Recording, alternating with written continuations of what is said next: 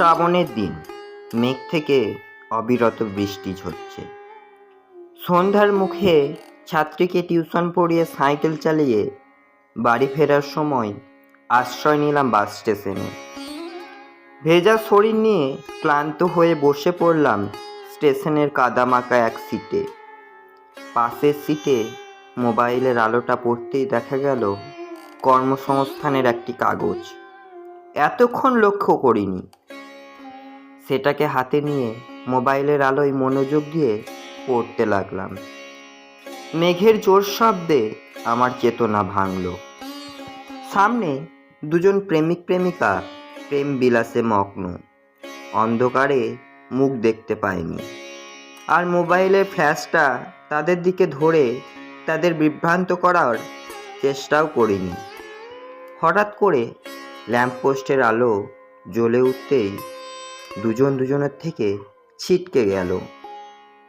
আমার চোখ দাঁড়িয়ে গেল সামনে থাকা সেই মেয়েটির চোখও। আমরা দুজনে একে অপরের দিকে বিহ্বল দৃষ্টিতে তাকিয়ে থাকি। ওর প্রেমিক ওর হাতটা ধরতেই ও চোখগুলো আমার থেকে সরিয়ে ফেলে। ওর প্রেমিক ওর হাতটা শক্ত করে ধরে বলে, চলো না আজ বৃষ্টিতে ভিজি।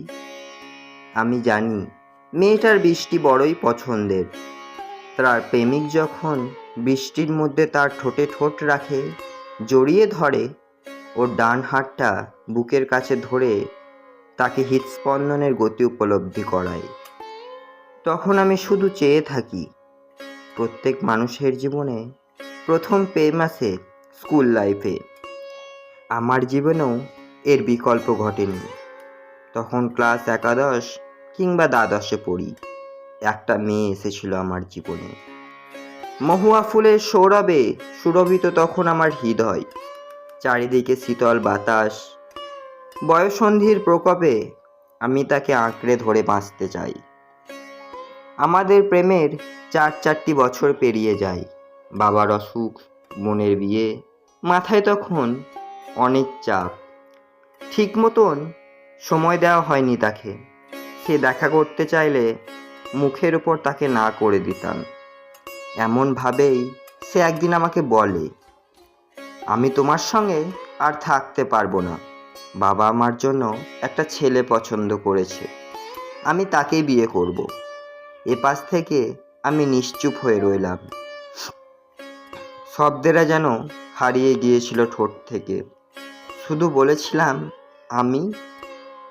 সে আবার বলতে শুরু করে, তোমার মতন ছেলেকে নিয়ে আর যাই হোক সংসার করা যায় না। বেশ, ভালো থেকো, আমাকে আর অযথা ফোন করে বিরক্ত করবে না। এই বলেই সে ফোনটা কেটে দেয়। আর আমি সেদিন বুঝেছিলাম প্রেমের সময় লাগে, না হলে 4 বছরের প্রেমও ভাঙতে 2 মিনিট সময় লাগে না। বৃষ্টি থামে। আমি সাইকেলটা নেওয়ার জন্য প্রস্তুত হই। ওর প্রেমিকের চোখ এড়িয়ে আমার কাছে এসে বলে, কেমন আছো? আমি আর কোনো উত্তর দিই না। সাইকেল চেপে বাড়ির পথে রওনা দিই।